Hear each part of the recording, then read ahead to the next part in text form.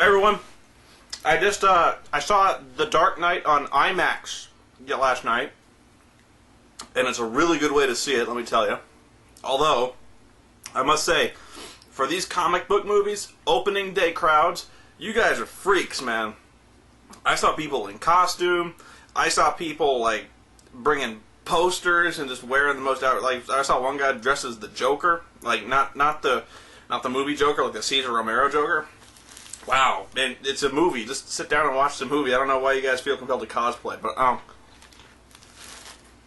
a lot of people want to know what I thought about. I thought it was really, really good, and I was surprised at how much I liked it. It's better than Batman Begins, another movie which I also liked. I was rather impressed with how much Christopher Nolan, the director, managed to raise the bar that he set with Begins, which I consider Begins to be one of the best superhero movies out there. But yeah, I mean, I found it entertaining pretty much from start to finish. I thought it was a kind of a landmark achievement in movie making. Not to put too many hyperboles on it, but I think it represents one of the best movies out there when it comes to any kind of action movie or superhero movie. It's one of the best, and I think it's consistently entertaining. I thought the acting across the board was very good, and of course, and you have to mention Heath Ledger as the Joker, a very daring, a very exciting, and very deep portrayal of the Joker, which I think trumps any previous incarnation of the Joker.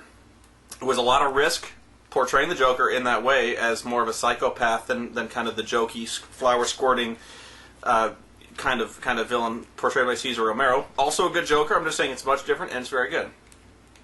Is he going to win an Oscar? You know what? I don't like to speculate about that kind of thing because I'm usually very cynical when it comes to Oscars anyway. I usually think when it comes to it's the last thing the Oscars are about sometimes is merit. Reference Halle Berry. But yeah, I thought I thought it was very entertaining. I thought watching. I'm going to get into spoilers, so if you haven't seen it, you should go watch it, and you shouldn't be watching review movies about what people thought of the movie before you've seen the movie. I know it's going to kind of poison you. Go into a movie with your own, without being poisoned by other preconceptions. Go watch it on your own, and then have your reality shattered by other people's trumping all your movie.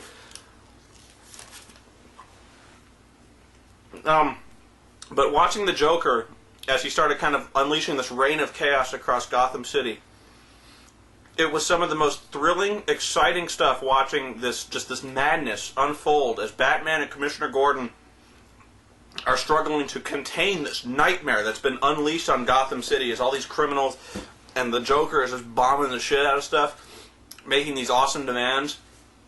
I mean, you're watching and you're just blown away at the stuff you're seeing and just the carnage that he's wreaking on the city. You're like, this is the most deep shit that any hero has ever been in. Like, how would anyone cope with this? And you're legitimately excited. You're leaning forward. You're watching, like, my God, this is really happening. And you're not really saying this is really happening, but you're like, if this was really happening, this would just. You need somebody like the Batman to come and save you from this guy. And so, there's so much money. The effects are awesome, and it's just really thrilling. That being said, there were flaws, and these flaws were really hard for me to overlook. I'm not saying this movie is without flaws. For one, and this is the one I think everyone is going to come up with, the character of Rachel Dawes, the albatross around this series' neck. A lot of people blamed Katie Holmes. Trust me, I did not blame Katie Holmes, although I thought she was dreadful. I don't like the Rachel Dawes character. By definition, she is the shrewish voice of reason in Batman's life. And she is just the stone that slows Batman down. And, like, when will he finally be rid of this harping wench? And what's worse is, I don't know, I think Katie Holmes got pregnant, and she missed out on this movie because she was obviously knocked up. Which is a huge mistake, because whether or not you like her, whether or not you thought she was terrible, whether or not everyone in the world said she was terrible, think of how much money she is missing out on by not being a part of this major blockbuster film. You know, I would live with people saying, oh, Noah was terrible as Batman, but, you know, everyone went to see Batman. The opening night was just ridiculous. I would be laughing my way all the way to the bank.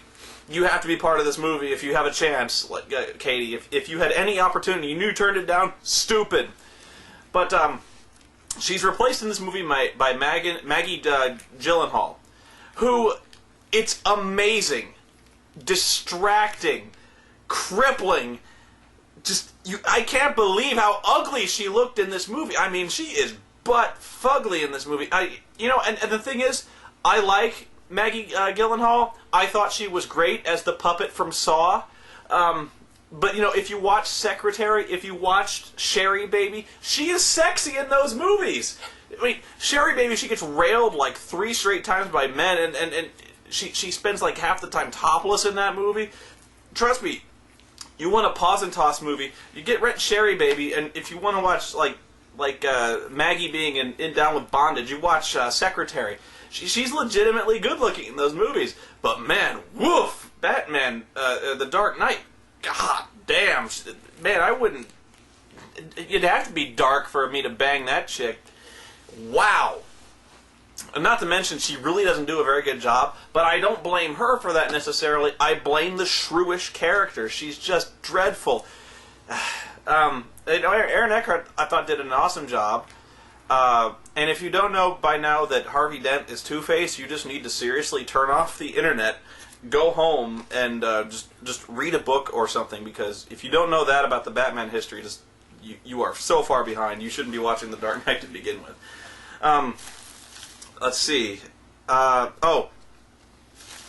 spoiler. There comes a scene when the Joker, he bombs a hospital. And that scene is actually very, at the time I was like, yes, Joker bombs the shit out of that hospital. Then he laughed, and then he bombs the shit out of it again, and you're like, yes, that's awesome. It's one of the coolest effects I've ever seen, really.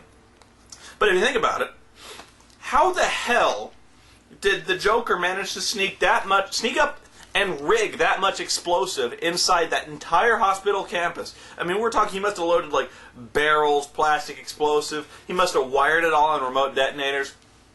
Just through every inch of that building, there must have been bombs. And the Joker is not exactly a low-profile guy. The guy walks around in clown-white makeup and purple suits. And although he is a master of disguise and looked rather fetching in that nurse's outfit, somebody must have seen him sneak in with that much explosive. And he did this on relatively short notice as well. I know he had a lot of stuff planned in advance, and I think also if you look back on the movie kind of falls apart a little bit when it comes to how much the Joker really could have planned in advance when it comes to Harvey Dent and Batman. But at the time, you're really not thinking about it. At the time, it's actually these flaws. I probably should have hated the movie a lot more than I did. But it's such a rush when you're watching it that you're willing to ignore a lot of it. So I think I give it a very high recommendation. If you're interested in Batman at all, and you like Batman Begins, definitely go see it. Even if you didn't like Batman Begins, I know a few people who really didn't like. They were like, it's boring, it's dull, I couldn't see the action. The fight scenes were badly choreographed, they're badly photographed. Yeah, you're going to run into the same thing here. The fight scene's a little unclear, especially in the last scene. I thought was really hard to pay attention to when they could have just filmed it a lot more conventionally.